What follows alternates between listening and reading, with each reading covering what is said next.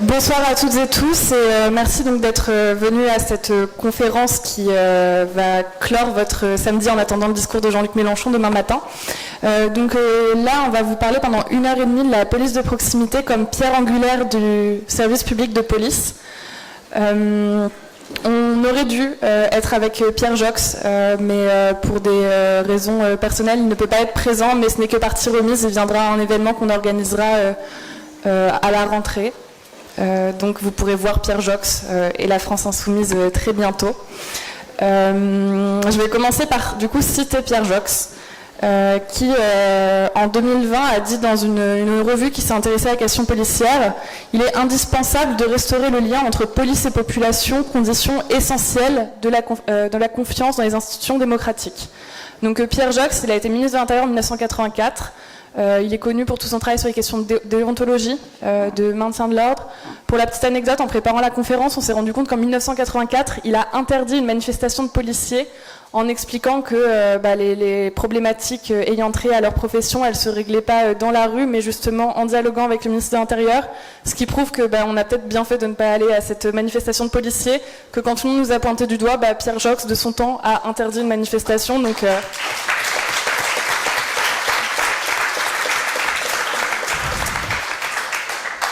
voilà, que sans dire qu'on était du bon côté de l'histoire, quand on veut faire des choses et qu'on veut faire preuve de volontarisme et aussi de fermeté, même avec les policiers, on peut le faire. Aujourd'hui, pour introduire la conférence, on voit qu'en fait, il y a une crise de confiance très profonde dans le rapport police-justice, qui a un discours sécuritaire qu'on entend à longueur de journée sur BFM TV ou ce que vous voulez, les chaînes de Bolloré ou non, qui mettent en avant à la fois quand il s'agit de faire du sensationnel, les manifestations de gilets jaunes avec des policiers qui tapent sur des gilets jaunes, des manifestants qui jetteraient des projectiles sur la police. On nous parle tout le temps d'insécurité en surmédiatisant certains phénomènes comme par exemple l'insécurité dans les transports. De l'autre côté, donc les tenants de l'exécutif, qu'il s'agisse de Gérald Darmanin, des gens aussi avant, également sous François Hollande ou encore avant, sont les tenants d'une politique de répression où de plus en plus en manifestation et ailleurs, aussi dans les quartiers, au lieu de faire de la prévention, on choisit de mettre en place en fait des techniques de maintien de l'ordre qui sont violentes. Donc on va avoir des gens qui perdent leurs yeux, leurs mains en manifestation. Et on a une institutionnalisation finalement de quelque chose qui est très répressif et qui s'éloigne de plus en plus de ce que c'est que, selon nous, une police républicaine, puisque nous, en fait, on conçoit la police comme un service public. Un service public, sans vous faire un cours de droit, j'ai repris quelques éléments de définition. Donc pour les gens qui ont fait c'est bien, parce que fais-le au moins pour Gérald Darmanin, que ça puisse lui être utile, éventuellement. Voilà. Ok. Gérald, si tu écoutes cette vidéo un jour... un service public, c'est une activité d'intérêt général et aussi un mode d'organisation qui permet de rendre effective une mission d'intérêt général. Il y a 3 piliers pour penser un service public: la continuité, l'adaptabilité et l'égalité. Alors concrètement, quand on baisse les effectifs, quand on supprime la police de proximité ou quand on ferme des commissariats, des gendarmeries, on se retrouve avec des liens variables, des points de contact très différents au sein de la population sur qui a accès à un commissariat. Par exemple, récemment, en Île-de-France, ça s'est fait de manière très discrète, mais dans la petite couronne, on s'est retrouvé en fait avec des commissariats qui ont été mutualisés, si bien que quelqu'un qui aurait besoin de déposer une plainte, avant il pouvait trouver un commissariat à côté de chez lui, maintenant il est obligé de faire des kilomètres et des kilomètres. Aussi pour que ça coûte moins d'argent, les commissariats ils ferment la nuit. Donc par exemple une femme qui serait en situation de détresse, qui aurait besoin pour juste des questions de sûreté d'accéder à un commissariat pour poser une plainte, c'est la nuit, elle attendra demain matin et elle fait comme elle peut en attendant.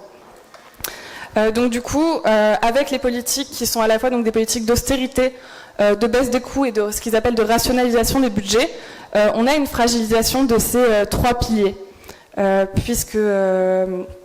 Puisque justement, quand on baisse les effectifs, quand on diminue les coûts, le rapport justement qui est censé être continu, égalitaire entre les citoyens, les citoyennes et globalement tout le monde et la police, le lien est tellement rompu. On peut aller encore plus loin, par exemple en pointant du doigt la privatisation de certaines missions de police.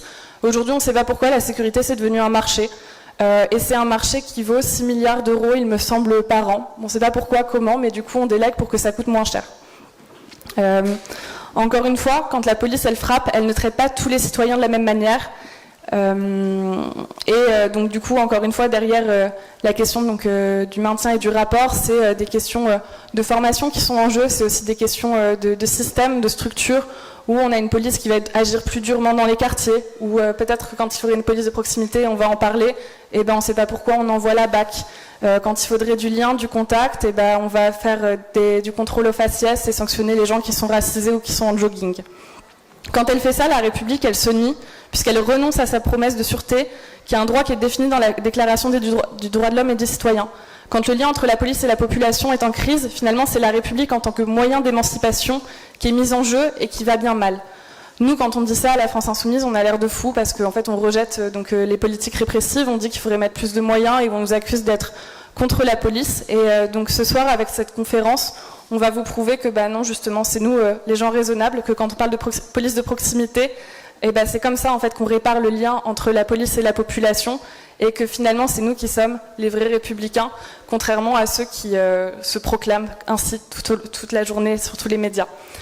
Pour rappel, une bonne nouvelle, je ne sais pas si vous étiez là jeudi, mais il y a eu une conférence avec un sondeur, Jean-Daniel Lévy, avec un sondage qui a été fait pendant l'été, et une série de propositions qui a été testée sur beaucoup de sujets.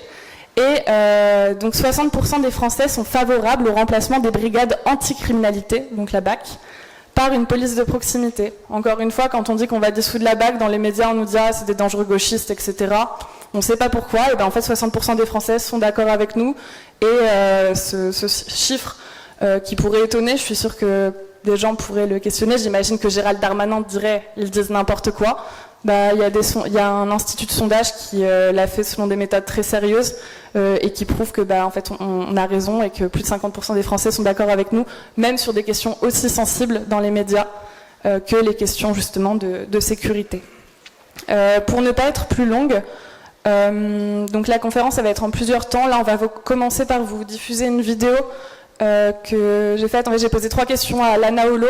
Lana Holo, elle est membre d'une association qui s'appelle Open Society et elle a initié au début de l'année une class action. Vous en avez peut-être entendu parler dans d'autres conférences. C'est en fait une action collective et concrètement, elle a attaqué l'État avec 16 autres ONG contre les questions de récépissé de contrôle d'identité, en disant que il y avait une question de racisme structurel et que le contrôle d'identité, le contrôle au faciès était symptomatique de ça, et donc elle a attaqué l'État et on en a discuté pendant une dizaine de minutes. Donc on va vous passer cette vidéo et ensuite on va revenir donc sur nos propositions concernant la police de proximité.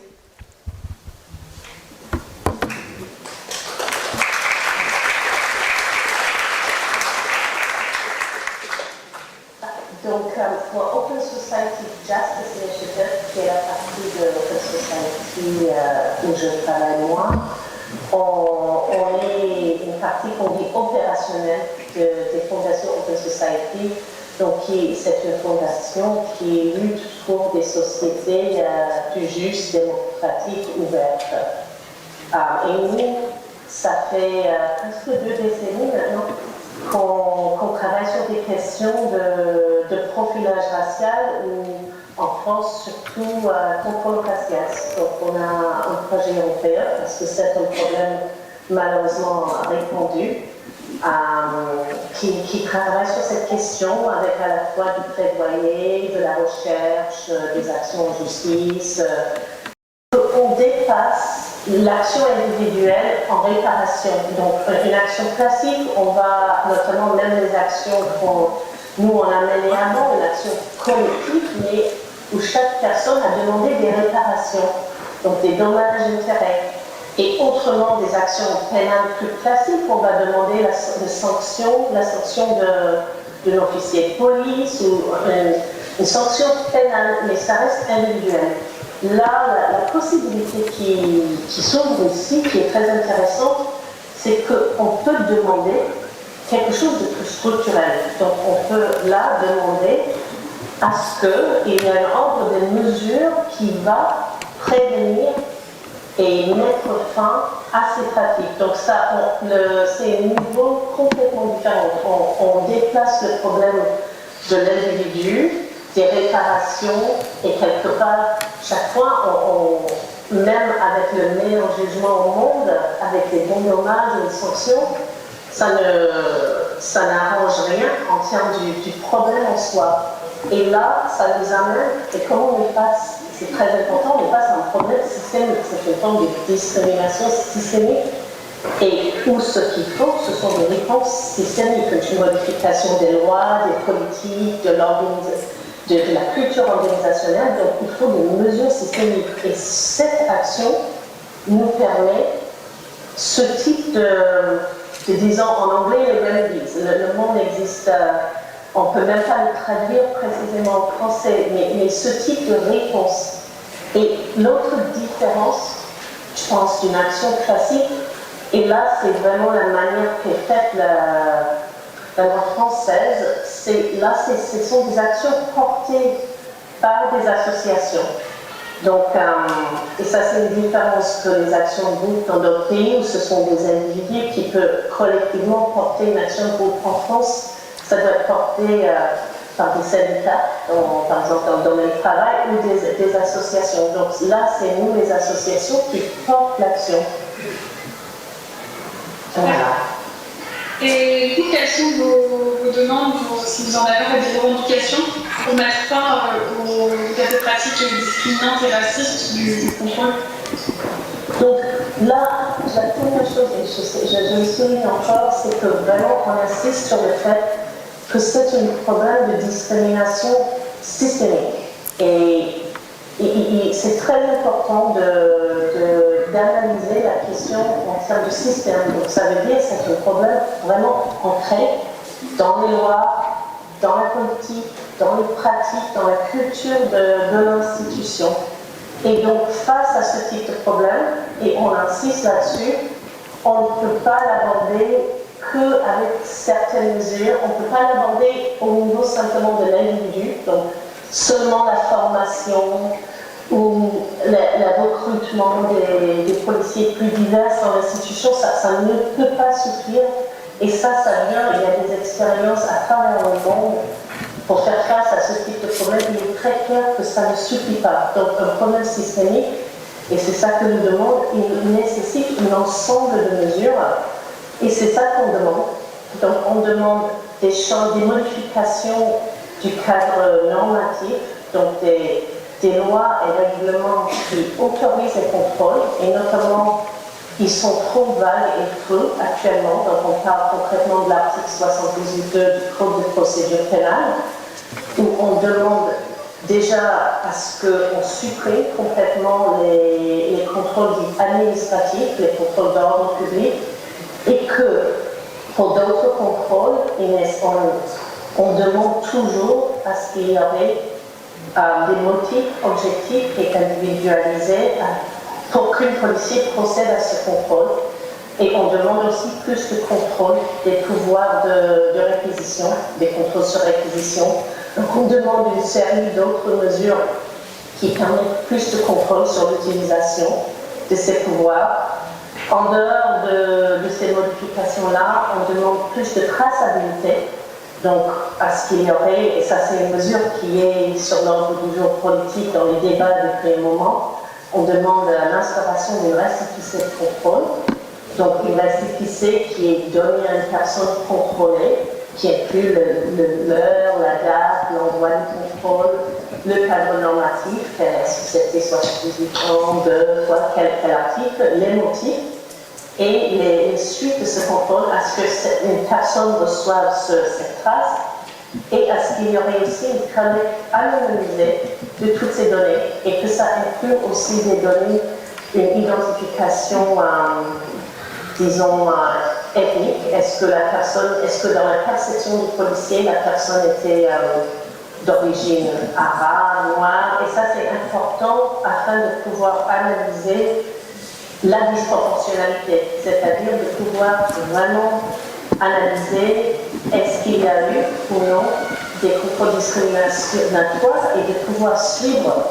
Et encore une fois, ça doit être collecté de manière anonyme, et on demande à ce qu'il y aurait accès à toutes ces données par un organe indépendant, comme le défenseur des droits ou autre, et que ces données anonymisées, les analyses des contrôles, peuvent être rendus publics. Et c'est parce qu'en ce moment, on entend beaucoup de choses. Souvent, il y a des annonces politiques qui disent les contrôles sont efficaces, il n'y a pas de discrimination, mais en vrai, il n'y a pas de données, il n'y a aucune trace de contrôle. Donc, il est essentiel que cet acte sera tracé et que ça puisse être analysé de manière indépendante. Donc, ça, c'est une autre mesure clé. Après, on demande une réforme du système de plainte. Donc, l'IGPN actuellement n'est pas un organe indépendante, mais on demande un organe indépendante, accessible et efficace, une amélioration de ce système de plainte. Après, comme je dis, on a toute une série de mesures. Comme c'est un problème systémique, on demande à différents niveaux. Donc je fais rapidement, dans notre demande, c'est beaucoup plus détaillé, mais là je raccourcis. On demande une analyse aussi des politiques qui catalysent quelque part ces contrôles, les politiques opérationnelles. Donc on sait très bien que par exemple, le fait d'avoir des chiffres quantitatifs dans le système où on demande aux policiers de rendre des comptes chiffrés, quantitatifs, que c'est quelque chose qui génère le problème de contrôle d'identité. Donc on demande une analyse et une modification de ce type de politique opérationnelle qui gère des contrôles d'identité massivement et des contrôles au faciès.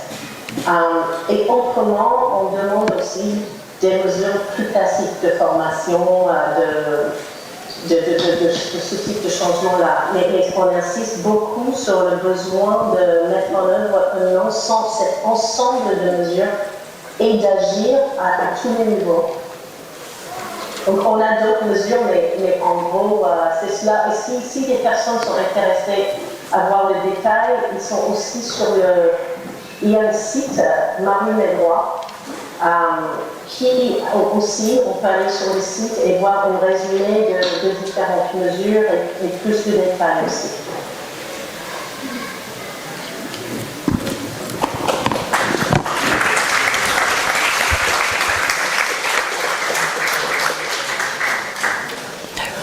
Du coup aussi pour préciser au niveau du format, l'idée c'est aussi d'être dans l'interaction avec vous, donc tout au long de la conférence, n'hésitez pas à donner à Clémentine qui est juste là des papiers avec vos questions et on y répondra au fur et à mesure et s'il y a des questions qui nécessitent plus de développement, Hugo les gardera et il fera un live sur les réseaux sociaux pour y répondre, donc n'hésitez pas à faire parvenir toutes vos questions.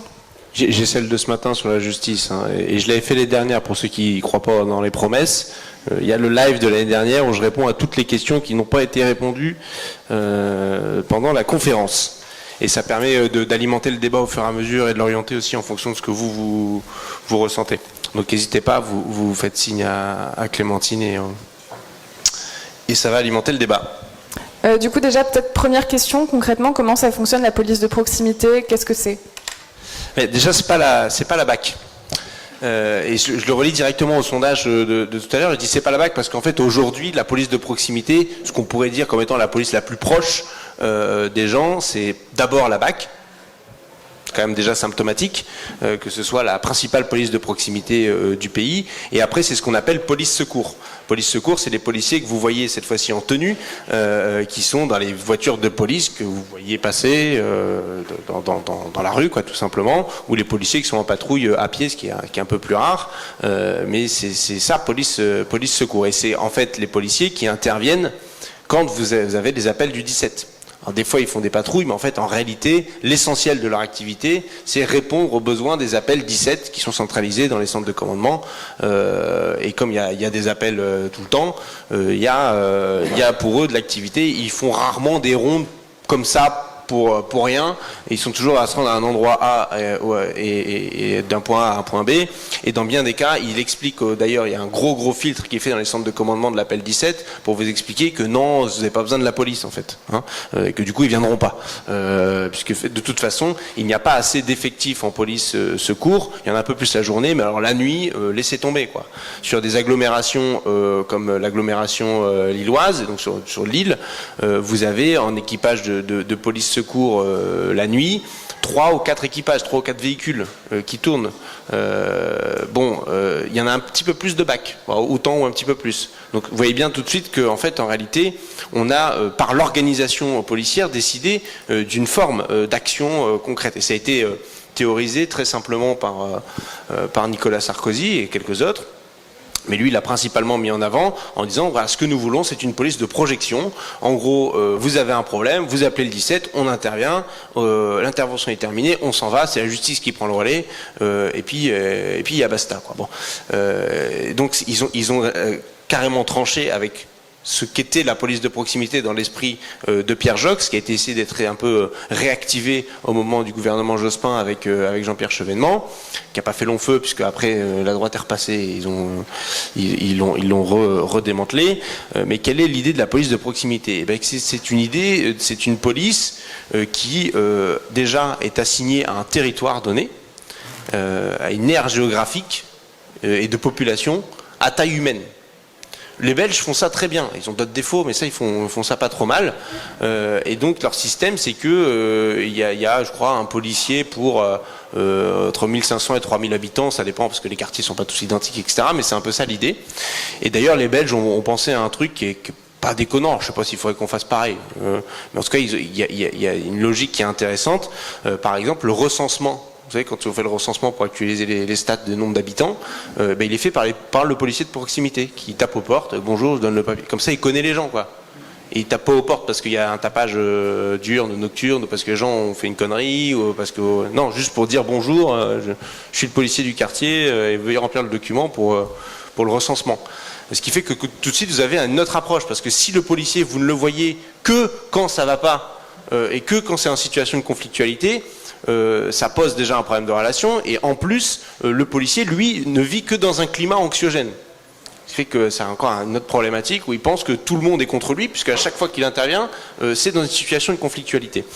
Et donc, ce qu'avait fait Pierre Joxe à l'époque, pour la police de proximité, c'est qu'on avait donc ce qu'ils appellent les îlotiers, de l'îlotage. Donc, l'aire géographique dont je vous parle, ils appelaient ça des îlots. Et donc il y avait plusieurs policiers qui étaient assignés à un territoire donné. Pourquoi c'est important? Juste ça. Pourquoi ça changerait déjà radicalement les choses? Parce que ça veut dire que le policier connaît les gens, mais il y a aussi autre chose. Parce que les gens connaissent le policier. Alors ça peut vous paraître pas dingue comme garantie, mais en fait en réalité c'est un contrôle réciproque. Et que le policier, quand il est connu des gens, c'est qu'il ne peut pas intervenir n'importe comment, parce que le lendemain il va revenir. Et le surlendemain, il va revenir aussi. Donc il sait qu'il doit avoir une certaine retenue et qu'il ne peut pas venir comme font les autres parfois. J'ai un appel du 7, je viens avec le véhicule, je fais ce que j'ai à faire, et si je fais le cacou, je fais le cacou, et je m'en vais. De toute façon, je ne connais pas les gens qui sont là, ils ne me connaissent pas, ils ne me reverront peut-être pas, et je ne vis pas ici. Bon, je caricature à peine parce que c'est ça aujourd'hui l'esprit.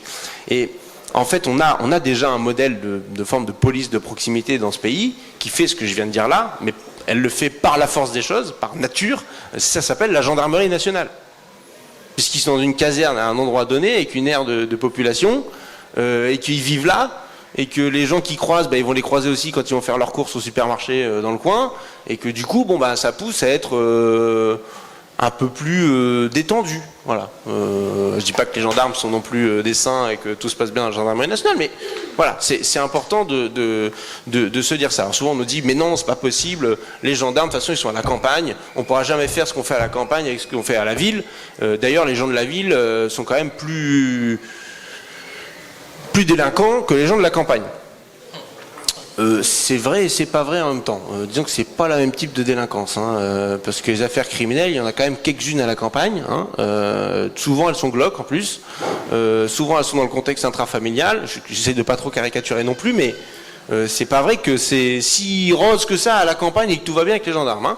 Bon, ils font pas que. J'avais vu passer la dernière fois, c'est la gendarmerie, je crois, des Vosges de mémoire, qui avait fait une saisie de gens qui avaient cueilli 300 kilos de myrtilles sauvages, et comme la cueillette de myrtilles sauvages est réglementée, ils avaient interpellé les cueilleurs de myrtilles, et ils avaient fait un tweet, en fait, ils avaient rappelé que les myrtilles sauvages, il faut les laisser parce que les animaux les mangent aussi, ils en ont besoin, et que sinon on casse l'écosystème, c'est pas juste un truc économique pour emmerder le monde, voilà.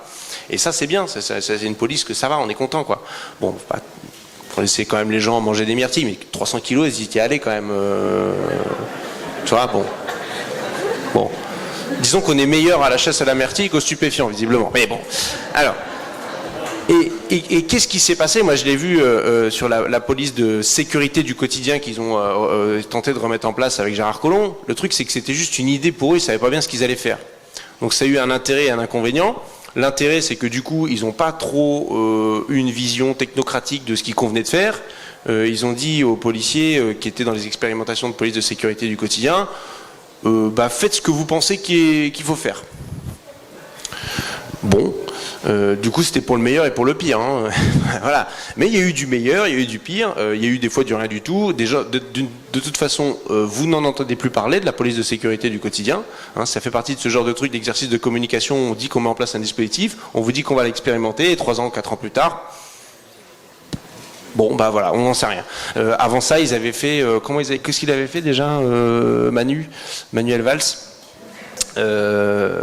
Il avait fait les je sais plus comment ça s'appelle, les zones spécifiques de sécurité, les ZSP, c'est ça, zones de sécurité prioritaire. Donc c'était pareil, mais des effectifs supplémentaires, ils seront au contact de la population, etc. Mais moi, les plus belles choses que j'ai vues, en fait, encore une fois, c'est les gendarmes qui ont expérimenté eux-mêmes la police de sécurité du quotidien. J'avais passé il y a 2 ans et demi de ça, au début de leur expérimentation, j'ai passé une semaine avec eux. Oui. Et ils m'ont laissé repartir, bien sûr, et ils étaient polis, pas de difficulté, et ils ont même fait des trucs très sympathiques. C'est que ils ont assigné à des effectifs, à certains des gendarmes, une mission très simple, ils ont dû remettre à jour ce qu'ils faisaient avant en fait, des fiches entreprises. Qu'est-ce qu'une fiche entreprise? C'est je vais voir le commerçant du village, les commerçants du village, et je mets à jour son nom, son prénom, le numéro de téléphone fixe, et ce qu'il fait, voilà. En fait, c'est juste un prétexte pour aller le voir, en réalité. Et donc, il va le voir, bonjour monsieur, vous allez bien, nous c'est la gendarmerie nationale, tout va bien dans votre coin, voilà, vous savez qu'on est de la caserne là, s'il y a un souci, vous pouvez appeler. Bon. Et donc, pareil, on est encore une fois dans une relation à peu près normale d'un fonctionnaire, d'un militaire en l'occurrence, et d'un administré qui est en attente d'un service public. Et donc les relations sont beaucoup plus tranquilles. Et puis ils retournent voir des gens qu'ils n'étaient plus allés voir depuis longtemps. Et qu'est-ce qui se passe dans ces moments-là? Ils obtiennent aussi des informations. Je te laisse lire, Maria. Ils obtiennent des informations qu'ils n'auraient pas eues s'ils ne l'avaient pas fait. Et ce qui leur permet ensuite d'avoir une réponse de police qui soit adapté à ce qui se passe aux enjeux locaux, etc., et de pas faire n'importe quoi, et de pas venir pour jouer des coudes parce qu'il joue des coudes, parce que des fois, quand y a le gamin qui déconne, c'est parce que aussi dans la famille ça va pas très bien, et s'il est au courant que parce que ça va pas très bien, il peut aussi de discuter avec les parents, d'avoir une réponse qui soit adaptée, et pas de juste dire, j'ai constaté une infraction, alors vous arrivez, je vous mets un PV, ou alors je vous place en garde à vue, vous verrez bien ça avec la justice. Et donc de se dire que le policier de proximité, il faut assumer qu'on lui laisse une capacité de discernement et une zone d'appréciation où il puisse ne pas basculer forcément dans du répressif et dans du judiciaire. Ça peut paraître bizarre de dire ça comme ça, parce qu'on attend d'eux qu'ils obéissent au doigt et à l'œil, mais c'est justement ce qu'il ne faut pas faire. Et c'est peut-être un des écueils dans lequel était tombé Jean-Pierre Chevènement à l'époque, en voulant avoir une police de proximité très dirigiste et dirigée depuis Paris. Ils avaient fait un énorme bouquin qui faisait plus de 250 pages sur qu'est-ce que le policier de proximité, avec tous les cas de figure possibles et imaginables, et comment il fallait réagir. Non, mais c'est ça, c'est pas possible, quoi. On ne peut pas tout prévoir et tout anticiper. Donc ça c'est très important. Donc la police de proximité, ça c'est déjà des policiers qui sont assignés à un territoire. Et juste un premier constat, c'est que la gendarmerie elle a fait ça. Ils ont fait aussi des cafés citoyens dans les villages. Oui, j'avais l'impression d'être dans un groupe d'action. Et si on faisait une réunion publique, on va parler sécurité. Non mais je rigole, mais c'est ce qu'ils ont fait.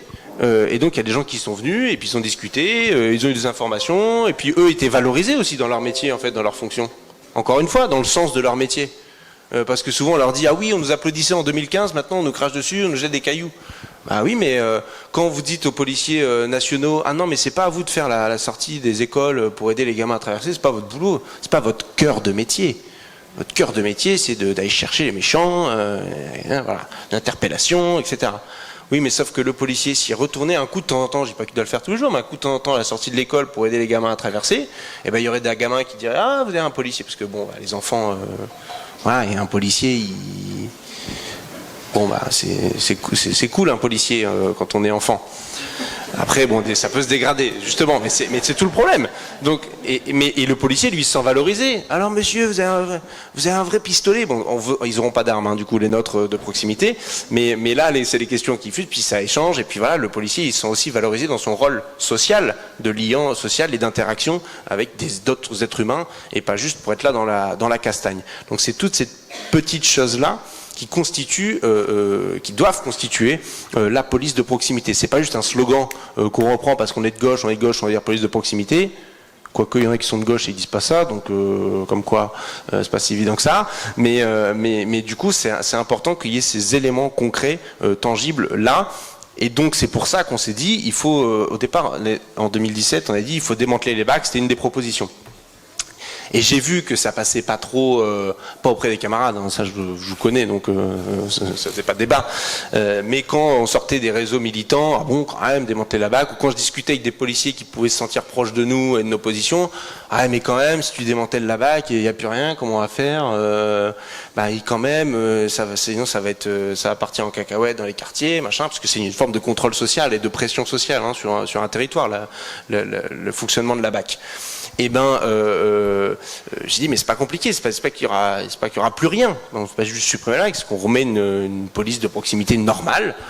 Et d'ailleurs, normalement, l'apanage des interventions en civil, ça a toujours été l'apanage de la police judiciaire.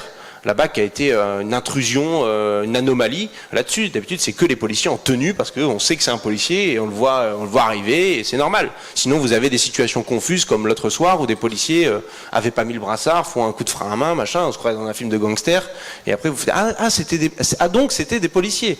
Ce qui est un problème, ce qui est un gros problème. Et moi, dans mes petites expériences militantes, je me souviens d'un collage d'affiches pour la présidentielle de 2012. Où on collait, c'est vrai, c'était pas un panneau d'affichage libre. C'est vrai, c'était sur le rond-point de Porte des Postes à Lille, pour ceux qui connaissent. Et une maison abandonnée, toujours abandonnée, mais il y avait un truc devant, et tout le monde collait là, quoi. Je veux dire, c'était depuis des décennies. Il y a une couche épaisse comme ça d'affiches de tout le monde, hein. Même les concerts collaient là. Donc, c'est vous dire, si tout le monde s'était dit que c'était un panneau d'affichage libre. Et alors, je colle mes affiches. Et là, je vois une voiture qui s'arrête pas loin, un type qui sort et qui me dit ouais, qu'est-ce que tu fais toi? Je colle une affiche. Vas-y, tu colles pas une affiche sur mon mur? Ah, vous habitez là? Parce que ça m'a l'air abandonné quand même, mais je veux bien croire que c'est votre mur, mais tu vas décoller ça tout de suite, je te dis, sinon je te défonce. Et là, je vois un autre type sortir de la même voiture et qui met un brassard police. Ah, c'était ma première confrontation avec la BAC. Voilà, j'étais vacciné. À ce moment-là, donc on leur a tenu tête et ils sont partis. Mais il y a des fois où ça dégénère et ça se passe pas aussi bien que ça, parce que ça finit souvent en outrage rébellion. Donc il y a une corrélation entre le fait de se séparer de la BAC et de remettre en place une police de proximité. Et une autre corrélation, c'est qu'ils sont 5. Il n'y a pas des chiffres très précis et très exacts. C'est compliqué avec le ministère de l'Intérieur et la police pour avoir des chiffres. Enfin, ça dépend. Pour les chiffres des amendes de 135 €, là, vous avez à l'amende près, hein, on est au courant. Par contre, pour les effectifs, bon, mais ils sont entre 4000 et 5000 policiers de la BAC. Ok, c'est beaucoup. C'est pas mal. À l'époque, quand Jean-Pierre Chevènement avait remis en place la police de proximité, il avait dit que c'était 6000 effectifs sur tout le territoire. Donc vous voyez le chiffre que ça peut avoir. Et la police judiciaire, vraiment les effectifs de police judiciaire, on est autour de 4000 à 4500 policiers. Je ne parle pas de tous les policiers qui font du judiciaire, il y en a un petit peu plus, parce qu'il y en a aussi en sécurité publique. Donc ça vous donne des ordres de grandeur. Okay, et donc faire plus de judiciaire, moins de BAC et plus de police de proximité, voilà l'équation gagnante pour reconquérir une relation police-population qui soit saine. Du coup, première question peut-être, il y a déjà beaucoup de questions, à chaque fois elles sont longues. Quels sont les indicateurs qui montrent l'efficacité de la police de proximité? Peut-être je vais en revenir sur l'idée d'indicateurs. Et comment répondre aux détracteurs de la police de proximité qui critiquent son manque d'efficacité? Et il y a une autre question sur la question des plaintes, je pense que je vais y répondre, parce que du coup c'était le sujet de la conférence avant. Il y a quelqu'un qui demande, peut-on évaluer les plaintes non déposées car le citoyen est dépité? Si oui, c'est quoi? Donc pour répondre maintenant, il y a quelque chose qui s'appelle les enquêtes de victimation, donc qui sont faites par des instances indépendantes. Non, par le boucher charcutier de Tourcoing. C'est lui le spécial. Après. Ah bon, pardon. Et donc oui, ces enquêtes de victimation qui existent, souvent elles montrent en fait des taux de dépôt de plainte et de préjudices causés qui sont bien différents. Donc on en parlait tout à l'heure avec Daniel Obono, Caroline Mécari notamment, par exemple sur les questions de violence sexuelle. On a 10% des personnes violées au total qui posent plainte. Et en fait, les enquêtes de victimation, elles témoignent en fait de chiffres qui sont beaucoup plus élevés. Donc du coup, la question politique, ou quand on prendra le pouvoir, c'est comment faire pour résorber cet écart et que les personnes qui subissent un préjudice aillent poser plainte. Et donc du coup, tout à l'heure sur la conférence, on a évoqué des pistes, par exemple le fait de transposer en France quelque chose qui s'appelle la méthode de Philadelphie, qui fait qu'en fait... une des raisons pour lesquelles les gens ne vont pas déposer plainte, c'est que parfois quand on dépose une plainte, on n'est pas très bien traité parce que les gens en face de nous au commissariat, ils n'ont pas le temps, ils ont trop de choses à instruire, ils ont trop de tâches administratives à faire, ils savent pas poser les bonnes questions, donc les gens n'ont pas forcément envie d'y aller quand ils peuvent y aller. Et donc cette méthode de Philadelphie, sur laquelle en fait certaines personnes ont travaillé, ça consiste en fait à réouvrir tous les ans tous les dossiers classés sans suite, pour voir en fait qu'est-ce qui fait que, par exemple, un dossier de plainte pour viol a été classé sans suite. Et en fait, on fait un retour critique au commissariat, aux policiers, pour leur dire ce qui n'a pas fonctionné, ce qu'il faut améliorer. Et en fait, ça, dans les endroits où ça a été testé, par exemple, à Philadelphie, ça a eu pour vertu que les victimes ont osé reporter plainte parce que, en fait, au bouche à oreille, on apprend que les policiers font mieux leur travail, posent mieux les questions, font plus preuve d'empathie. On a un meilleur suivi et donc ça par exemple c'est une des manières de résorber l'écart entre ces enquêtes de victimation qui prouvent qu'on a des préjudices qui sont très élevés et en fait un taux infime de plainte qui est déposé. Et donc pour revenir sur les questions des indicateurs, il faut qu'on manie ça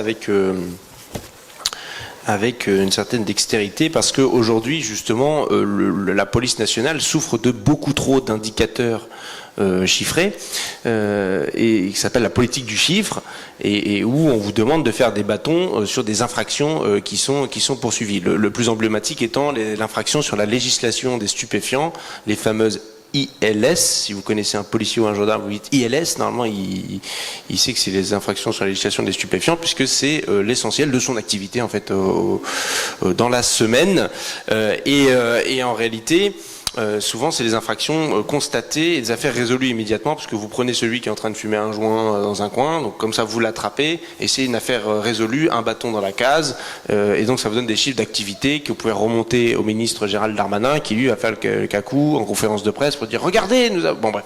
Et à la fin il y a toujours autant voire plus de consommateurs de stupéfiants. Donc ça marche pas mais il est content, il a dit qu'ils avaient fait des trucs. Donc il faut effectivement ne pas confondre l'activité policière, souvent quand les chiffres qu'on vous donne, c'est les chiffres de l'activité de la police, et pas les chiffres de la délinquance. Déjà, quand on vous dit je vais vous donner le chiffre de la délinquance, déjà méfiez-vous parce que la délinquance ça veut rien dire. Il y a des tas de délits complètement différents les uns des autres, et les enquêtes de victimation donnent des chiffres de délits, en tout cas de gens qui disent subir des délits qui sont bien plus importants. Et en réalité, la caractérisation ou non d'un délit et s'il a vraiment eu lieu ou pas, c'est pas le policier qui le dit. Ça s'appelle encore normalement en théorie la justice, c'est son travail en fait, de juger les choses. Le policier n'est pas juge et partie. Je sais qu'à Alliance Police Nationale, ils aimeraient beaucoup faire ça, être juge directement, mais ce n'est pas du tout le cas. Donc comment on fait pour montrer l'efficacité de la police de proximité? On le fait non pas en suivant le nombre de dépôts de plaintes, etc. On les suivra quand même, parce que quand vous le rentrez dans le logiciel, vous prenez le procès verbal, vous mettez les délits qui sont poursuivis potentiellement, donc on l'aura toujours ce chiffre-là, mais vous mettez le paquet effectivement sur les enquêtes de victimation faites par des sociologues qui vont poser une question qui n'est pas posée par le policier. Ils vont aller voir des gens en leur demandant « Bonjour, avez-vous été victime de ça dans les 1, 2, 3, 4, 5 dernières années ?» Ça dépend s'ils ont le temps et si on paye bien l'équipe de recherche pour savoir si vous avez des questions plus larges ou pas. Mais du coup, c'est ça. Et après, on vous dit, est-ce que vous avez déposé plainte ? Ce qui permet à Marion de vous préciser précédemment que le taux de plainte, d'avoir un taux de plainte extrêmement faible sur un certain nombre d'infractions, de délits. Et donc on a parlé des violences sexuelles et sur d'autres types de délits, sur les escroqueries par exemple, sur lesquels j'ai un peu bossé dans les rapports qu'on a fait sur la lutte contre la délinquance économique et financière. Vous vous rendez compte que seulement 16% des gens déposent plainte quand ils sont victimes d'une escroquerie. Et là, c'est 16% de beaucoup de gens. Et donc, en réalité, on ne peut pas s'enorgueillir des chiffres actuels du nombre de plaintes qui sont déposées et des affaires résolues par la police, puisqu'ils n'ont que la partie émergée de l'iceberg en réalité. Donc ces indicateurs, ils doivent être faits par des équipes de recherche et suivis par des équipes de recherche et par des sociologues qui sont qualifiés pour le faire. Pas par le boucher charcutier de Tourcoing, qui est sans doute un excellent boucher charcutier de Tourcoing. D'ailleurs, je connais un très bon fabricant de boudin à Tourcoing. Bref, bon, on s'en fiche. Mais il n'est pas sociologue et il ne fait pas des enquêtes de victimation. Et d'ailleurs, on ne dit pas ça innocemment parce qu'en fait, quand Gérald Darmanin a parlé du boucher charcutier de Tourcoing, c'est précisément pour s'opposer aux enquêtes de victimation dans l'interview. Il dit voilà, bon, c'est bon, arrêtez de me suivre avec vos enquêtes de victimation. Moi, le boucher charcutier de Tourcoing, il me dit que la délinquance, ça suffit, il y en a marre, elle augmente. Voilà.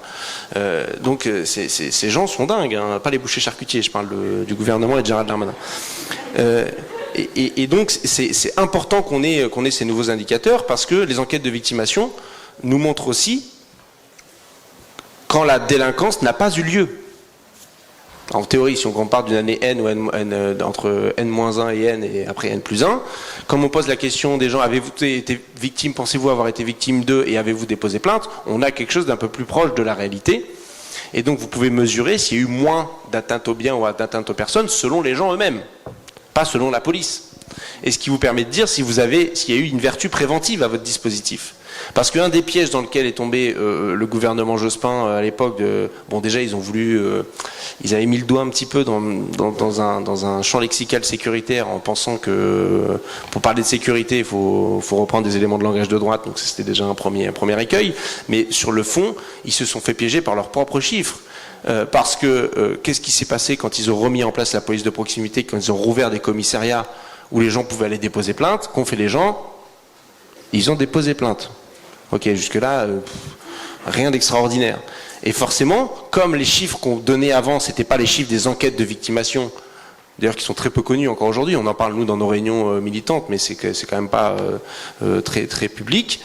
En réalité, vous avez eu un accroissement des dépôts de plainte, donc traduction, un accroissement de la délinquance. Donc la gauche était inefficace et laxiste, regardez, la délinquance a augmenté, puisqu'il y a plus de plaintes.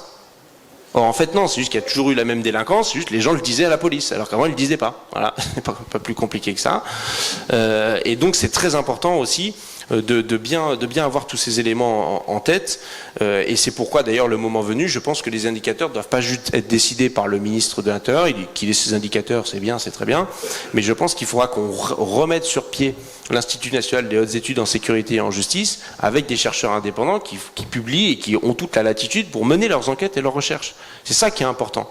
Parce que sinon, si on s'intoxique nous-mêmes avec nos propres chiffres en se faisant croire qu'on est géniaux et qu'on fait des trucs trop bien, ça va pas fonctionner non plus. Et puis après, on peut avoir des indicateurs de satisfaction. On pourrait faire des enquêtes. Alors, ils ont mis en place des enquêtes de satisfaction pour la police de sécurité du quotidien. Alors, c'est policiers qui vous donnent le petit papier à remplir, savoir si vous avez été satisfait ou pas. Donc, il y en a pas dans tous les commissariats, ils vous donnent pas à chaque fois. Si vous venez pour vous plaindre de la police, par exemple, je pense qu'ils vous donnent pas le papier pour répondre à l'enquête de satisfaction. Et c'est sur la base de ces papiers qui sont remontés ensuite à des vrais chercheurs qu'ils font une vraie analyse. Donc avec un biais de départ qui est juste énorme, mais c'est pas grave. Voilà, bon, on s'en fiche, on n'est plus à ça près. Et donc les enquêtes de satisfaction, on peut aussi les confier à des sociologues, mais surtout, je pense qu'il y a un aspect qualitatif qu'on n'arrivera jamais à mesurer. Le seul moyen de savoir si ça aura fonctionné, c'est si on est réélu ou pas. Hein. Ça me semble être un bon indicateur de performance, et notamment sur le fait que, et du coup on va forcément, les choses étant imbriquées les unes dans les autres, je suis obligé de vous parler à cet instant des comités locaux de sécurité et de prévention de la délinquance, les fameux CLSPD. Des fois ce sont des CIPD, mais c'est la même chose, ça n'a pas le même nom, puisqu'ils sont intercommunaux parfois, et pas juste locaux.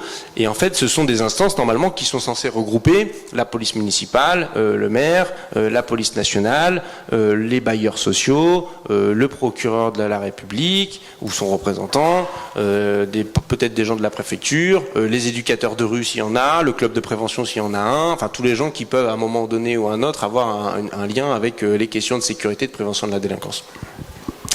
Et en fait, ces choses-là, déjà, on veut rendre obligatoire l'adhésion à un CLSPD, puisque aujourd'hui ce n'est pas le cas. Il y a des seuils de taille de communes.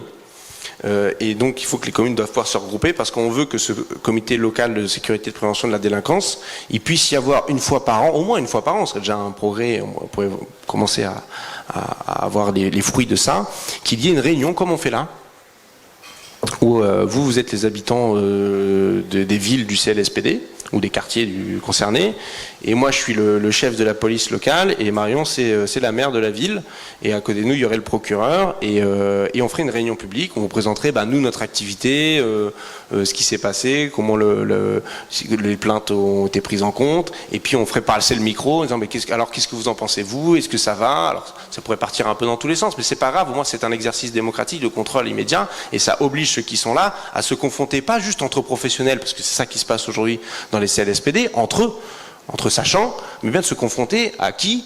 Les destinataires du service public en question, c'est-à-dire vous, en fait. Et si déjà on mettait tous ces outils-là en place, toutes ces briques, les unes à côté des autres, on pourrait retrouver une efficacité renouvelée. Parce que tout le monde est à ce syndrome-là. Quand c'est votre boulot, vous avez le nez dans le guidon. Enfin, je veux dire, voilà. Et donc c'est ressourçant à un moment donné de se confronter au regard des autres et à la discussion des autres.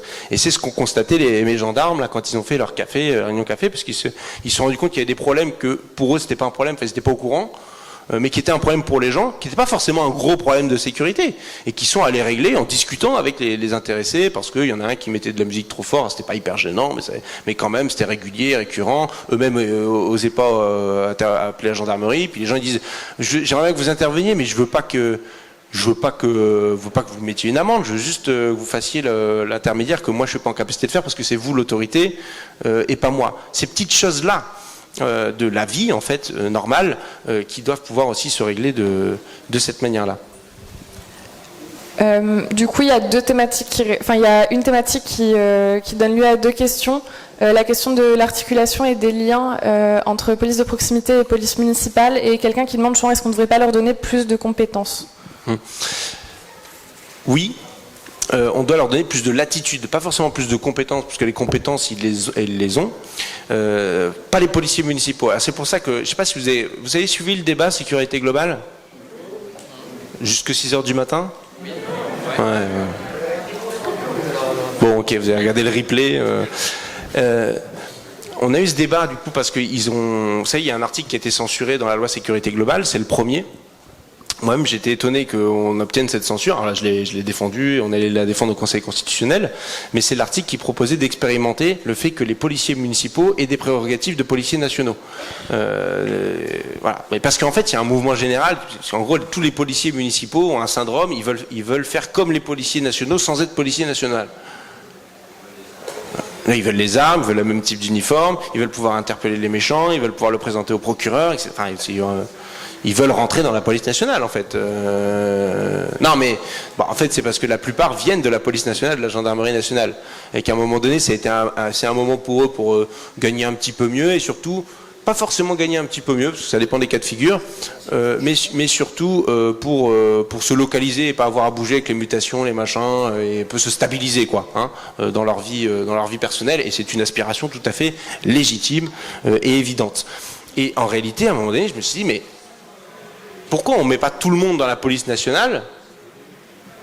On prend tous les policiers municipaux, hop, on leur dit maintenant vous êtes police nationale, alors pas tous, on fera un petit examen professionnel pour vérifier le niveau quand même, parce que bon voilà,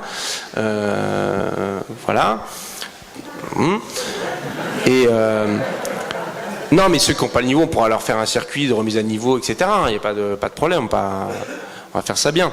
Et ensuite on les redispatche en fonction des besoins, parce que le problème aujourd'hui qu'on a dramatique, c'est que, franchement, j'ai même pas envie d'avoir d'avis à ce stade sur est-ce que c'est bien ou pas bien d'avoir une police municipale.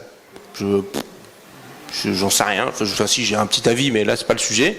Je me dis juste que une ville où il y a plein de policiers municipaux, je trouve ça un peu problématique parce que je sais qu'à commencer un budget municipal, et ça veut dire que c'est tout un tas de dépenses qui ne sont pas mises sur autre chose, qui peuvent être aussi utiles.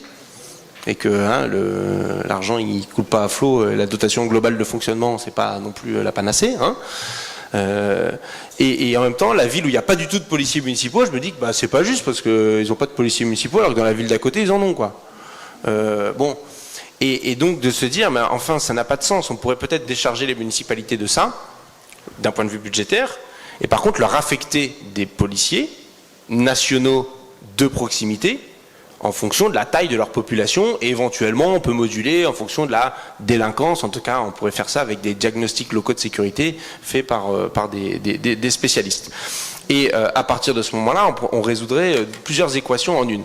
Mais pour ça il faut assumer que ce serait demain des policiers nationaux de proximité, d'abord sous l'autorité fonctionnelle, c'est-à-dire au quotidien, sous l'autorité du maire. Ce serait bien des policiers nationaux sous l'autorité du maire, mais sous l'autorité hiérarchique du préfet. Parce que comme ça, d'une part, quand il veut avoir sa mutation, il peut aller dans la commune d'à côté, c'est le même jeu de mutation que les autres. Il n'est pas bloqué en disant par la couleur politique municipale, par exemple, je sais pas, ça peut être un sujet, un cas de figure. Et en même temps, s'ils sentent que le maire leur demande de faire n'importe quoi, ils ont le préfet, ils peuvent être sécurisés en disant non, moi je suis policier national, je suis pas n'importe quoi, je suis pas la police du maire, je suis la police de proximité. En lien avec le maire parce que vous êtes l'élu local et que c'est dans vos prérogatives de maire la salubrité publique, la tranquillité publique, etc. Parce que c'est vraiment dans les prérogatives du maire. Et ça, c'est depuis la Révolution française et c'est important, c'est un acquis, donc on va pas revenir là-dessus, quoi. Et ça vous permet d'avoir une vraie police nationale de proximité, ou dit autrement, décentralisée. Et on évite de tomber dans un autre écueil, celui du centralisme, de la trop grande centralisation du ministère de l'Intérieur qui pense depuis Paris avoir toutes les solutions pour ce qui doit se faire localement. Et c'est important du coup de penser tous ces éléments d'interaction et qu'on ait en capacité d'avoir des réponses opérationnelles et concrètes, de mise en œuvre concrète demain pour faire ça. Ça prendrait un petit peu de temps d'intégrer les policiers municipaux, ça va pas se faire du jour au lendemain, mais ça peut être un horizon qu'on peut tracer en faisant aussi une reconversion habile des gens de la BAC. On trouvera des idées. Voilà. Non mais moi je crois en l'être humain. Donc les gens, si on leur explique ce qu'on attend d'eux et qu'on refait de la formation continue, etc., on doit pouvoir faire en sorte qu'ils obéissent aux nouvelles consignes politiques qui seront données et qu'on assumera dans le pays à tous les échelons. Il y avait une question sur la BAC, mais du coup il y a une réponse aussi à la question. Est-ce qu'il existe des chiffres et études détaillées sur la résolution des plaintes, vols, dégradations, nuisances diverses, les délinquances du quotidien, bref, tout ce qui pourrit la vie des gens et creuse le sillon du discours sécuritaire? Non, en fait, il y a un gros laboratoire de recherche sur les politiques pénales et la sécurité, qui est le CESDIP, CESDIP, qui est dirigé par Jacques Demaillard maintenant, et anciennement par Christian Moana, que vous avez peut-être déjà vu puisqu'on l'avait invité sur des tables rondes, notamment la première présentation du programme avec Jean-Luc, quand on l'a fait en ligne en réalité augmentée pour ceux qui ont suivi. Et ils sont en vérité, ils sont une assez petite équipe du CNRS. Ils sont assez peu nombreux à faire des recherches et ils le font souvent avec leur bâton de pèlerin et leurs petits moyens du bord. Et une des principales problématiques, c'est qu'ils n'ont pas eux-mêmes accès aux données du ministère de l'Intérieur. Des fois, ils se font rembarrer par des préfets ou par des DSP, ou des fois, il y a des chefs de la police locaux qui leur disent « Ah oui, moi je peux vous donner nos stats et tout, etc. » Et en fait, en réalité, le chef du chef, ça remonte assez vite au préfet, puis au cabinet du ministre, qui dit « Non, surtout pas, vous donnez pas ça, parce qu'après, si ça se sait, s'il fait son étude publique, il y a quand même une peur de rendre publiques les données du ministère de l'Intérieur, comme si c'était sensible. Non, ça devrait être de notoriété publique, parce que il y a un enjeu démocratique à ce qu'on puisse contrôler ces données et ces éléments. Donc en réalité, on a des marges de progression substantielles là-dessus, et je reviens sur un truc que je vous ai dit avant, sur les diagnostics locaux de sécurité. Ça, c'est un truc très techno. En vrai, les communes sont obligées de faire ça avec leur CLSPD. C'est une obligation. Ils doivent faire un diagnostic local de sécurité. Alors moi, je peux vous dire, oui, vous faites un diagnostic local de sécurité. D'ailleurs, je vous l'ai dit tout à l'heure, personne n'a rien à relever.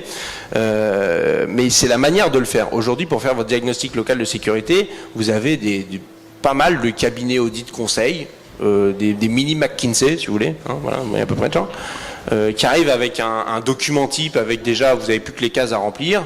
Et puis bon, ils font ça un peu à l'arrache, ils voient avec la police nationale, et puis ça passe en conseil municipal, et à chaque fois on vous dit, et donc c'est pourquoi il faudrait peut-être armer la police municipale et mettre des caméras de vidéosurveillance, etc. Enfin, c'est la même recette en fait, hein, c'est un truc qui marche. En plus, électoralement, c'est plutôt vendeur auprès d'une certaine partie de l'électorat. Bon, voilà, intellectuellement, il n'y a pas trop besoin de se fouler. Et donc, non, c'est pas ça qu'on veut faire. Mais par contre, il y a un besoin de faire des vrais diagnostics locaux de sécurité, c'est-à-dire des mini-enquêtes de victimation à l'échelle d'une ville. Pas tous les ans, parce que sinon, on va pas passer notre temps à parler de sécurité, à regarder la sécurité.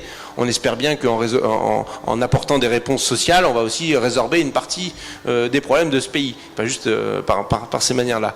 Et donc pour ça, il faut qu'on ait des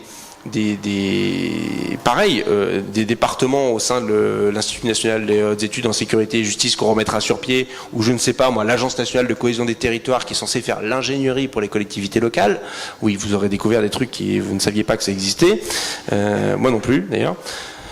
On cherche encore si ça existe vraiment, mais du coup, il y a des structures qui sont censées avoir ces missions-là, qui sont des structures publiques et qui pourraient aider de donner aux collectivités cette aide, cet appui-là technique pour avoir leur diagnostic sur leur secteur, voilà, où on en est, c'est quoi les problèmes, etc. Parce qu'en plus, ils se sont rendus compte dans les enquêtes de victimation, quand ils font des enquêtes sociologiques un peu plus poussées, que une des principales causes du sentiment d'insécurité, je parle même pas de l'insécurité, en fait je parle juste du sentiment d'insécurité, c'est le manque d'éclairage public la nuit.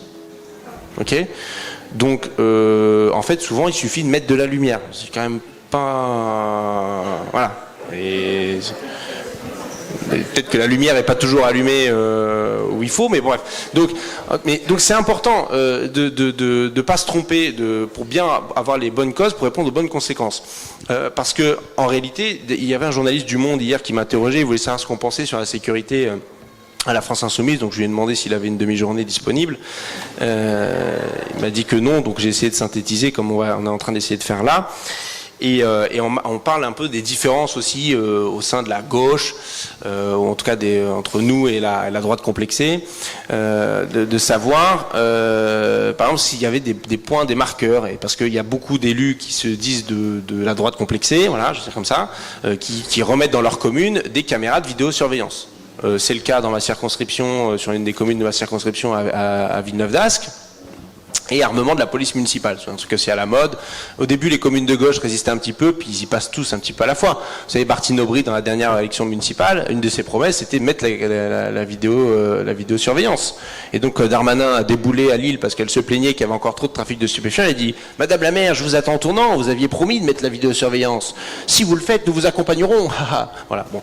Donc là c'est le baiser de la mort qui tue, hein. Et donc, il m'a dit, oui, mais comment on peut savoir s'il y a vidéosurveillance? Parce que, bon, alors je lui dis, il y a eu des études scientifiques, on sait que ça déplace le problème. Puis après, je me suis dit, mais en fait, c'est pas compliqué. Darmanin, il annonce que les chiffres de la délinquance sont en hausse. Ce qui n'est pas exactement vrai, parce qu'il vous parle des chiffres de l'activité policière et pas les chiffres de la délinquance comme on l'a vu. Mais imaginons que ce soit vrai. C'est quand même un peu bizarre. Il n'y a jamais eu autant de caméras de vidéosurveillance qu'aujourd'hui dans ce pays. C'est donc qu'il n'y aurait pas de corrélation entre le nombre de caméras de vidéosurveillance et l'activité de délinquance. Mais non. Surprenant. Voilà, c'est un peu un argument massue pris à l'envers, mais vous pouvez l'utiliser, hein, il est libre de droit, je vous le partage, faites-en ce que vous voulez. Et donc on voit bien que avoir ces réflexions-là et se poser, et quand vous êtes, et il faudrait en discuter avec Patrick Proisy, qui est maire à Faches-Tuménil, juste à côté de Lille, qui est un de nos maires insoumis, il vous dirait, mais les caméras de vidéosurveillance, ça sert à rien, quoi. Dans 90% des cas, parce qu'il a récupéré la municipalité, elles étaient là. Donc, elles étaient là. Hein. Donc, il a regardé si ça fonctionnait ou pas. Il s'est posé des questions, comme tout le monde se pose. Alors bon, on lui avait dit la ligne hein, quand même, hein, donc il savait à quoi s'en tenir. Mais il a voulu regarder puisqu'elles étaient là. Et en fait, bon, le truc est flou, marche pas, est pas dans le bon angle. Et en fait, après, il a regardé aussi un autre truc. Combien ça lui coûtait dans son budget? Ah, il a dit, ah oui, d'accord, quand même. Mais en fait, je pourrais embaucher des policiers municipaux, en fait, plutôt des êtres humains, quoi. Et on a montré que le taux d'élucidation d'un être humain est supérieur à une caméra de vidéosurveillance. Voilà, bon, c'est pas, je vous livre comme ça.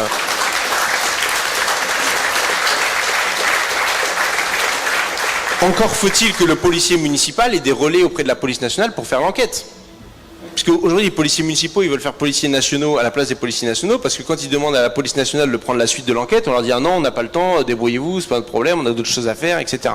Ça, la réalité aussi concrète du terrain. C'est pourquoi en faisant la police nationale de proximité, comme je vous l'ai proposé là, ça veut dire qu'on aurait des policiers nationaux avec la formation de police nationale, avec les qualifications judiciaires et le lien avec les autres services de la police nationale, notamment les services de police judiciaire, qui pourraient faire la courroie de transmission pour donner l'enquête. Et ça donnerait des garanties supplémentaires aussi au parquet d'avoir des gens qui soient un peu plus qualifiés, quoi.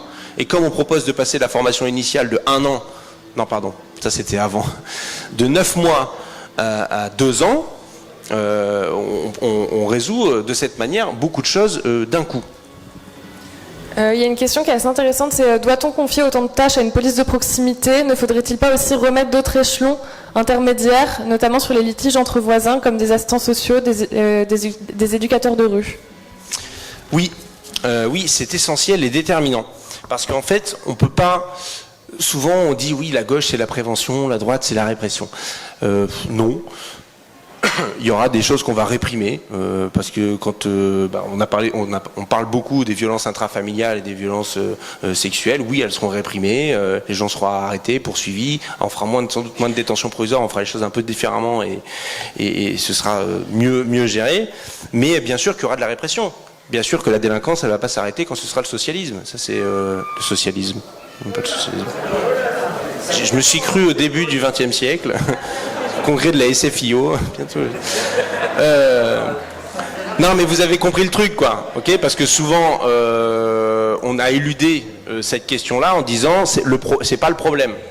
C'est vrai que moi je suis d'accord, hein, c'est pas le problème principal. Le problème principal c'est d'augmenter le SMIC, le problème principal c'est de créer l'emploi dans ce pays, le problème principal c'est de rembaucher des profs, etc. Mais enfin demain on gouverne le pays, je dis quoi aux policiers nationaux? Continuez comme avant. Ah vous seriez pas d'accord, hein. Donc vous voyez bien qu'il faut qu'on dise quelque chose et qu'on ait quelque chose à leur dire et qu'on leur fasse faire quelque chose. Bon, donc on a besoin de je me perds en plus dans mes bêtises. Qu'est-ce que j'étais en train de vous dire? Ah oui, les éducateurs de rue. J'y reviens. Pardon. Merci. Donc on leur dit la prévention. Il y a une limite à la mission de prévention de la police. Il y a une vraie limite. C'est que c'est un policier et qui peut aussi faire de la répression et que du coup il ne peut pas être dans la même relation avec les usagers du service public que sont les gens, les jeunes, moins jeunes, les gens, aurait et aura et a un éducateur de rue ou un éducateur spécialisé qui lui ne doit pas être un policier. Et vous savez qu'il y a des grands débats entre eux, justement dans les fameux comités locaux de sécurité et de prévention de la délinquance, faut-il y avoir un secret professionnel partagé? En gros, concrètement, est-ce que l'éducateur de rue ou de quartier doit balancer les dealers qu'il voit, des jeunes qu'il suit au quotidien, aux policiers? Voilà. Et en fait, les policiers qui demandent ça sont des policiers qui n'ont jamais travaillé avec un éducateur de rue. Parce que eux, ils savent qu'ils ont besoin d'informations sur le contexte global. Ils n'ont pas besoin de savoir quel jeune exactement. On s'en fout en fait, en vrai. C'est pas le sujet, quoi. Ils ont besoin d'avoir des éléments de contexte, ça c'est vrai. Mais ils n'ont pas besoin de savoir qui, quoi, comment, où. Et le policier national sait que de toute façon, lui, il y a un moment donné, ok, il va avoir constater une infraction, il va pouvoir dresser un procès verbal, mettre en garde à vue, etc. Mais qui va être là le lendemain? Lui, peut-être s'il est de proximité, mais pas exactement au même endroit, il aura aussi d'autres missions. Par contre, l'éducateur de rue, lui, il sera là le lendemain avec le jeune. Et il va faire un vrai travail de prévention avec le jeune pour ne pas qu'il récidive, qu'il recommence, etc. Et le meilleur moyen que cet éducateur de rue puisse faire son travail, c'est qu'on lui garantisse cette relation particulière qu'il a avec les gens qui suivent de secret professionnel, qui ne peut pas être partagé. Et ça, tous les policiers nationaux qui ont travaillé avec des éducateurs de rue le savent et le défendent. J'en ai rencontré. Et des éducateurs de rue qui sont très heureux parce que souvent on dit oui, ils n'aiment pas les flics, etc. Mais non, c'est pas vrai non plus. C'est pas vrai non plus. Et donc, on a une difficulté quand même. Enfin, on a une difficulté. Non, pas une difficulté. On va régler les problèmes. Mais le problème qu'on aura à régler, c'est que c'est une compétence du département. Et ou de la commune. C'est les clubs de prévention qui gèrent ça. Et donc, quand vous avez un département de droite qui ne veut pas mettre les moyens, c'est ce que font tous les départements de droite d'ailleurs, fait, en réalité, il y a même des tas de clubs de prévention qui ont fermé. Sur la métropole lilloise, ça a été le cas. Soit des éducateurs en moins, soit des clubs de prév qui ferment complètement, et c'est catastrophique ensuite pour les policiers eux-mêmes et leur travail. En réalité, il faudra du coup avoir, je sais pas, on signera des conventions d'objectifs partagés, je sais pas comment on appellera ça, voilà. On leur filera des sous et puis on les obligera à embaucher des éducateurs de... Alors bon, on va nous emmerder parce que la libre administration des collectivités locales, etc. Mais bon, il y a une limite à l'exercice quand même. C'est qu'on a besoin de répondre à ces sujets-là. Ou alors on le remettra dans le giron de l'État. C'est d'ailleurs ce qu'on fera sans doute pour l'aide sociale à l'enfance, soit dit en passant. Parce que bon, vu comment ça marche pas... Alors on me dit oui, mais avant la DAS c'était pas mieux. Ah oui, mais c'était partout pas mieux. Voilà, au moins c'était égalitaire, quoi. Ceci est une mauvaise blague, je tiens à le signaler quand même. Vous ne la répéterez pas. Donc j'ai pas de refaire la DAS, et ça marchait pas si mal que ça la DAS en vérité. Donc vous avez compris qu'on a besoin des éducateurs de rue. Et j'ai dit beaucoup de fois éducateurs de rue, et c'est très important parce que c'est pas exactement le même métier que éducateur spécialisé, c'est pas encore le même métier que médiateur. Et il y a eu tout un mouvement quand même, y compris dans un certain nombre de communes de droite complexée, je vais y arriver, qui ont eu une stratégie, ce qu'on appelle des grands frères, quoi. On prenait un médiateur sans vraiment de formation, disant voilà, faire non, c'est pas ça qu'on veut, on veut des professionnels, quoi. Et ça peut être un grand frère qui passe le diplôme, la formation, pas de problème, moi je m'en fiche, du moment qu'il passe le diplôme et qu'il a les qualifications, tout va bien, quoi. Et je préfère qu'on recrute les gens localement d'ailleurs, ça me va très bien. Et il y aura un sujet de recrutement des policiers, de relocaliser le recrutement des policiers. Parce qu'aujourd'hui, l'essentiel des policiers qui sont à Paris et Première Couronne ne sont pas de Paris et Première Couronne. Voilà. Ce sont les gens mal classés des écoles de police de partout en France. Comme ça, c'est la vérité, quoi. Je vous dis juste... qui sont formés maintenant en 9 mois, parce que vous comprenez, il faut aller vite, ils avaient promis d'en faire 10 000, effectivement, si vous rouvrez pas d'école de police, pour en faire 10 000 en 5 ans, faut réduire le temps de formation, quoi. C'est pas plus compliqué que ça. Donc on a besoin, dans cette moi je vais pas dire continuum de sécurité, parce que j'aime pas leur truc, mais on a besoin que chacun ait une complémentarité dans ses missions de prévention, de répression, et de poursuite, parce que derrière, il faut aussi que le parquet suive. J'ai pas dit poursuivre, forcément, mais suivre tout au moins. Et on a vu ce matin, pour ceux qui étaient à la conférence sur la justice, que là, il y a quand même un petit problème. Et quand même, je le dis parce qu'on ne peut pas parler de police de proximité si on ne dit pas qu'il est nécessaire, impératif et déterminant. Je rentre même pas sur les aspects sanitaires et économiques, etc.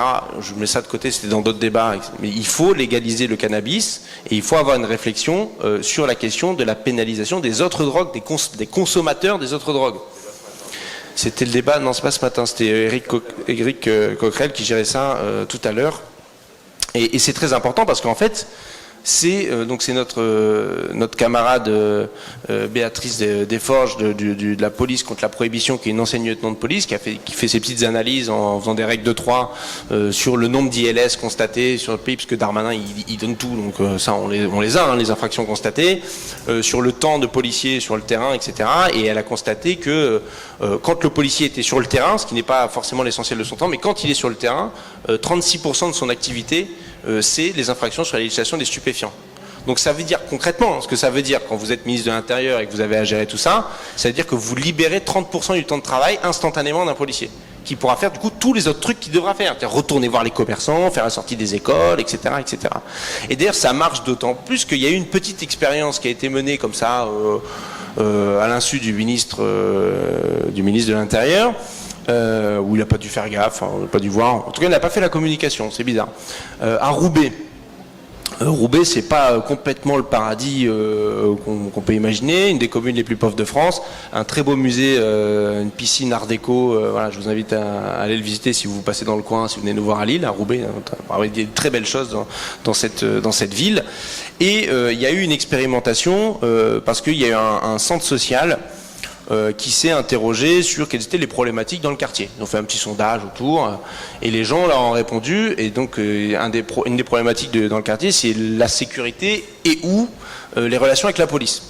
C'était à peu près la même chose pour eux de leur point de vue. Et donc il y a un dispositif qui a été mis en place pour faire se rencontrer les jeunes du quartier du centre social pour organiser un débat avec les policiers. Les policiers, pas le chef de la police, avec les policiers de Roubaix, parce qu'il y a un commissariat à Roubaix. Et bon, il y avait beaucoup de défiance réciproque à l'attente de ça, mais en fait, quand on respecte un certain nombre d'étapes, ça finit par fonctionner. Et donc, d'abord, la première étape, ça a été ils ont proposé une formation au débat. Comment on fait pour débattre, se respecter et pas se taper dessus? Bon début déjà. Pour les deux parties, je précise. Et ensuite, ils ont débattu. Et ça s'est bien passé. Et après, qu'est-ce qu'ils ont fait? Ils ont joué au football. Ils ont joué au football. Et ils ont joué au football en fait. Voilà, c'est pas rien d'extraordinaire, mais ils ont joué au football. Chose qui paraît impossible, parce que souvent on nous dit oui, mais votre police de proximité, monsieur le député, vous êtes bien rigolo, mais dans les quartiers c'est chaud quoi. Vous voyez les policiers là, ils jouent au foot, on se prend des machines à laver du 6e étage. Bah ouais, mais quand vous faites des petites choses comme ça, vous n'êtes pas obligé de le faire la nuit au moment où les machines à laver tombent du ciel. Faire ça en... Non mais à un moment donné, on n'est pas obligé, on peut être malin aussi, quoi. On peut le faire au bon moment. Et donc, quand vous prenez le temps d'organiser ça, alors oui, ça prend du temps, oui, c'est de la dentelle, mais c'est ce qu'il faut refaire partout dans le pays. Parce que quand vous avez les jeunes d'un quartier qui sont capables de jouer au ballon avec les policiers, ça veut dire que vous avez fait baisser le niveau de tension. D'accord? Et c'est ça l'objectif, non? C'est que ça se passe bien dans le quartier, c'est ça l'objectif. Bon, voilà. Donc faisons ça, quoi. Et ça a été fait en 2020 à Roubaix, pas en 1932, quoi. Ok. Et même pas avant que Sarkozy arrive, puisqu'on avait déjà l'exemple à Toulouse, où d'ailleurs c'était pas, pour la petite histoire, on dit tous que c'était du foot, mais en fait c'était un match de rugby. Bon, un peu plus, voilà. Mais donc ça marche bien. Et en vrai, qu'est-ce qui s'est passé, c'est que les policiers étaient persuadés que en jouant à ce match, les jeunes allaient venir avec d'autres gens pour leur balancer des trucs pendant le match. Il n'y a rien de tout ça qui est arrivé. Et les jeunes, après, quand ils ont discuté avec les policiers, une des questions, c'est mais vous avez demandé aux policiers, mais vous avez tué combien de gens, vous? Alors, les policiers, je sais pas, personne. Enfin, jamais tué personne, quoi. La plupart des policiers n'ont jamais utilisé leur arme à feu. Ils travaillent pas tous à la BAC, quoi. Enfin, je veux dire là, quand même pas exagéré. Je caricature à peine, à peine, c'est vrai. Et donc on voit, en fait, en réalité, ça permet de faire passer des préjugés derrière et de retrouver une relation normale. Et ça ne veut pas dire que demain, si un des jeunes à qui joue au foot fait une connerie, le policier ne va pas l'attraper. D'ailleurs, il aura beaucoup plus d'autorité et de légitimité à le faire. Et il sera beaucoup plus reconnu.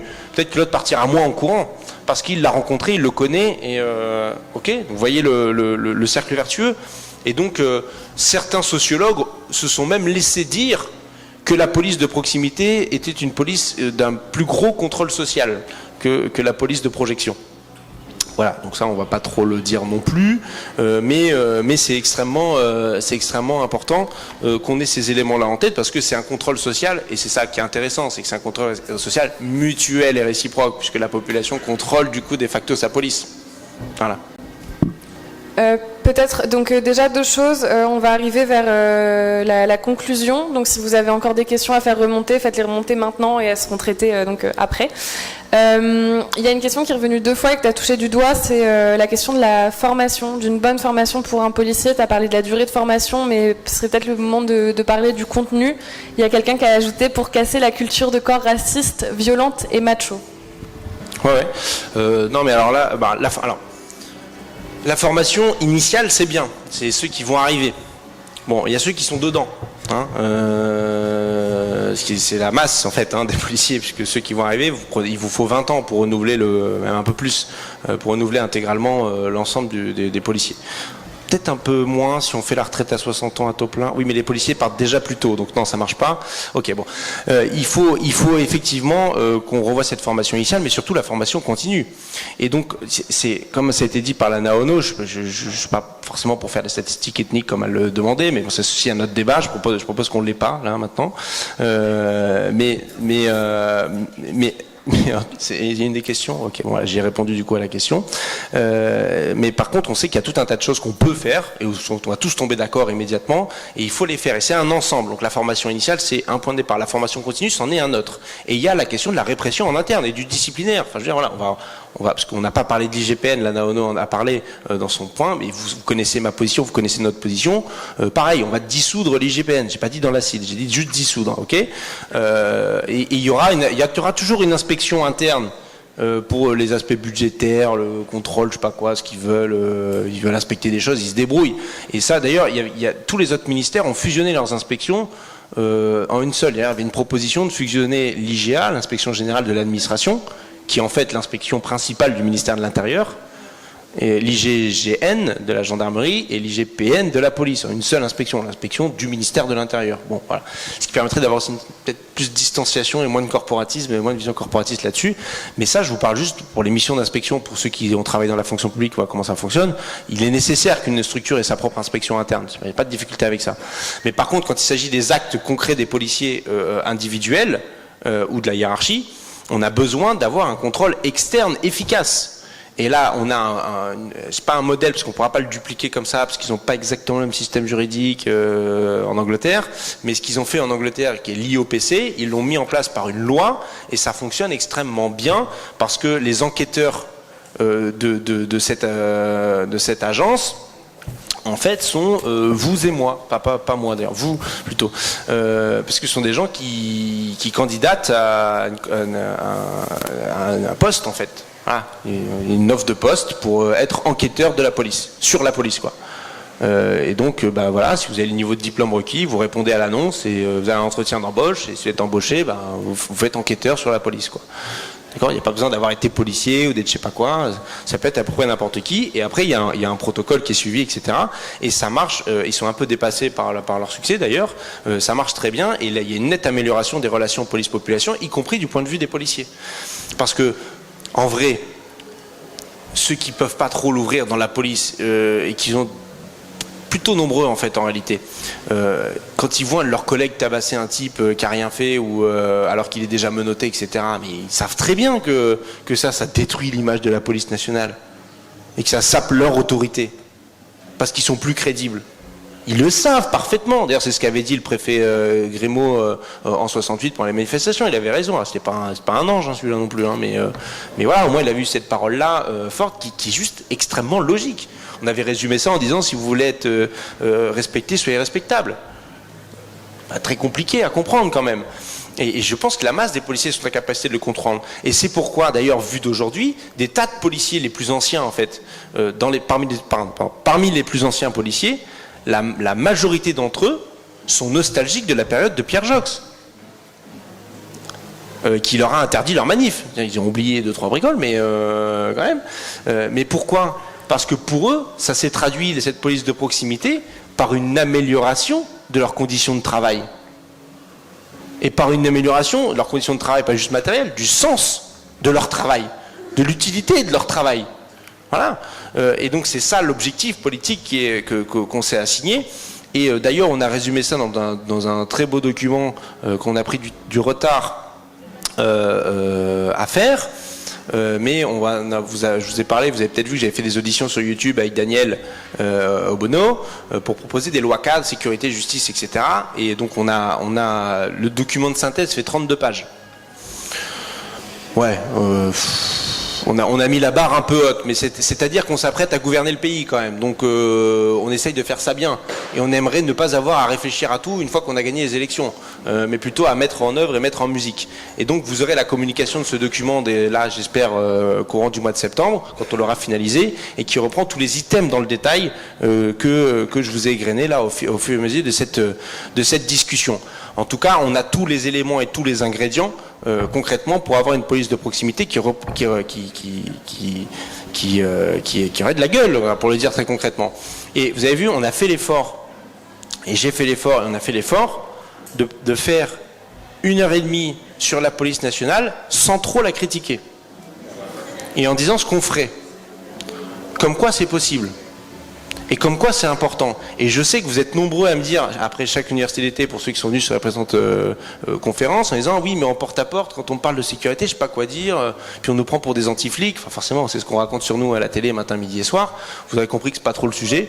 D'ailleurs, on n'est pas là pour aimer les flics non plus, c'est pas le sujet non plus. En fait, c'est un service public, il y a des fonctionnaires, on a des objectifs politiques qui leur sont assignés, ils ont un métier à faire, une déontologie à respecter. C'est tout. Sinon, si on doit aimer les policiers, alors faut aimer les fonctionnaires de la préfecture aussi, qui sont, j'en sais rien, au contrôle de légalité, parce qu'ils sont sympas aussi, quoi. Pourquoi on les aimerait pas, ceux-là? Bon, ça n'a pas de sens, y compris le registre qui est employé.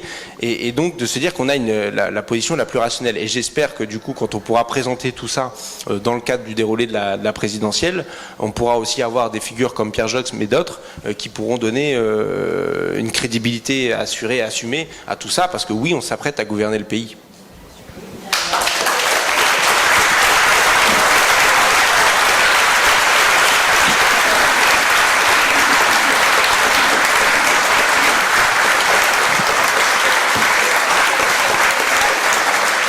Et alors, parce que je sais qu'il est 19h, et moi il y a un concert qui me...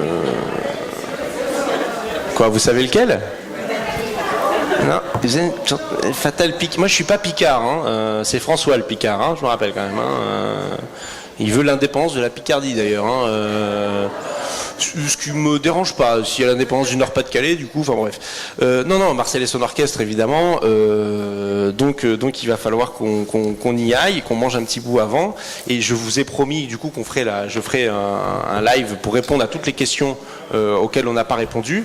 Et donc je vous invite, en fait, c'est une manière de vous dire likez ma page, abonnez-vous, cliquez, mettez des pouces, et on se retrouve sur les réseaux sociaux. Et merci pour votre attention.